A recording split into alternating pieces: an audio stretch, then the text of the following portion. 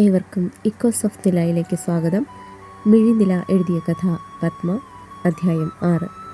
ജീവിതത്തിൽ ഇനി ഒരുപാട് പ്രതീക്ഷകളില്ലെന്ന തിരിച്ചറിവിൽ ചെറിയ ചില ദുശീലങ്ങൾ ഞാനും ആരംഭിക്കുകയുണ്ടായി കേട്ടോ. അതിലൊന്നാണ് ഇവിടെ സുലഭമായി കിട്ടുന്ന ലഹരിയുടെ ഉപയോഗം. നീട്ടിയൊരു പുകയെടുത്താൽ എത്തിപ്പെടുന്ന മായാലോകം. വേദനയുടെ നീരാളിപ്പിടുത്തത്തിൽ നിന്നും മുക്തി തേടുന്നതിനായി പല രാവുകളിലും ഗംഗയുടെ ഓളങ്ങളിലേക്ക് കണ്ണു നട്ടിരുന്ന് ഞാൻ ആ ലഹരിയെ പുകച്ചു തള്ളിയിട്ടുണ്ട്.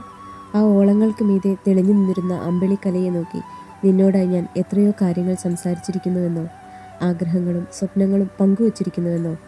അതിലേതെങ്കിലും നീ അറിഞ്ഞിരുന്നുവോ പെണ്ണെ? അറിഞ്ഞു കാണണം. അല്ലെങ്കിലും ജിതൻ്റെ സ്വപ്നങ്ങളും ആഗ്രഹങ്ങളും പാമിയുടേതു കൂടിയായിരുന്നുവല്ലോ. എന്നെ എന്നിലും നന്നായി മനസ്സിലാക്കിയവളല്ലേ നീ? അപ്പോൾ കുട്ടി അറിഞ്ഞു കാണണം ഞാൻ പറഞ്ഞതോരോന്നും. എനിക്ക് പലപ്പോഴും നിന്റെ പ്രണയം കണ്ട് ഒരേ സമയം അതിശയവും സന്തോഷവും സങ്കടവും അസൂയയും എല്ലാം തോന്നിയിട്ടുണ്ട്. എന്തുകൊണ്ടെന്നോ, നീ എന്നെ പ്രണയിക്കും പോലെ ഇത്രമേൽ ഭ്രാന്തമായി ഒരുവനെ പ്രണയിക്കുന്ന ഒരുവളെ ഇതുവരെയും കണ്ടുമുട്ടാത്തതിനാൽ. നിന്റെ പ്രണയം ഞാനാണെന്ന് ഓർക്കുമ്പോൾ എന്തൊക്കെയോ നേടിയ ഒരു സന്തോഷവും, നീ എന്നെ പ്രണയിക്കും പോലെ എനിക്ക് നിന്നെ പ്രണയിക്കാൻ കഴിയുന്നില്ലല്ലോ എന്നോർക്കുമ്പോൾ നിന്നോട് എനിക്ക് അസൂയയും, നിനക്കായി ഒരു ജീവിതം തരാൻ നിന്നെ പ്രണയം കൊണ്ട് വീർപ്പുമുട്ടിക്കാൻ എനിക്ക് കഴിഞ്ഞിട്ടില്ലല്ലോ, ഇനി കഴിയുകയുമില്ലല്ലോ എന്നൊക്കെ ഓർക്കുമ്പോൾ സങ്കടവും തോന്നുന്നു പെണ്ണെ. നീ എന്നോട് പൊറുക്കില്ലേ കുട്ടി? നിന്നോട് ഞാൻ ചെയ്ത ക്രൂരതകൾ പൊറുത്ത് മാപ്പാക്കില്ലേ നീ? ആ കത്തിനെ നെഞ്ചോട് ചേർത്ത് പിടിച്ച് അല്പനേരം അങ്ങനെ നിന്നു അവൾ.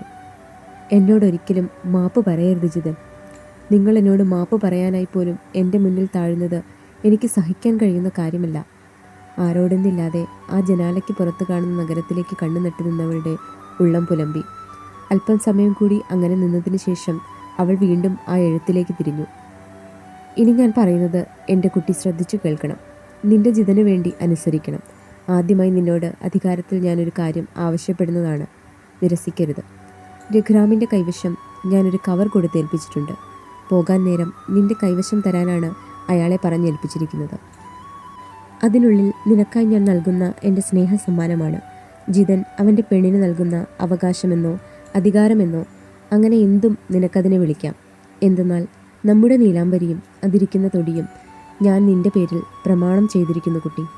ഇപ്പോൾ ഉള്ളതുപോലെ അഭയാർത്ഥിയായല്ല, ഉടമസ്ഥയായി ആ വീടിൻ്റെ നാഥയായി വേണം നീ ഇനി അവിടെ കഴിയാൻ. നിനക്കായി ഒരു ജീവിതം തരാൻ എനിക്ക് കഴിഞ്ഞില്ല. അരികിലില്ലാതിരുന്നിട്ടും കത്തുകളിലൂടെ പോലും നിന്റെ പ്രണയത്തിൽ എന്നെ തളച്ചിട്ട എൻ്റെ ഹൃദയേശ്വരിക്ക് നൽകാൻ എൻ്റെ കൈവശം ഈ ജന്മം ഇനി അതേ ബാക്കിയുള്ളൂ. സ്വീകരിക്കണം. അതിനൊരു ഉപേക്ഷ കാണിക്കരുത്. നിന്റെ പ്രണയത്തെ ഞാൻ ആ പ്രമാണം കൊണ്ട് തൂക്കി നോക്കുന്നു എന്നോ അത്രയും വിലയെ കൽപ്പിച്ചിട്ടുള്ളൂ എന്നോ കരുതരുത്. ഇത് നിനക്കായുള്ള എൻ്റെ കരുതലാണ്. ഇത്രയെങ്കിലും ഞാൻ നിനക്കായി ചെയ്തില്ലെങ്കിൽ നീ എന്നോട് പൊറുത്താലും എനിക്ക് എന്നോടൊരിക്കലും പൊറുക്കാൻ കഴിയില്ല പെണ്ണെ. അടുത്ത ഭാഗം നാളെ.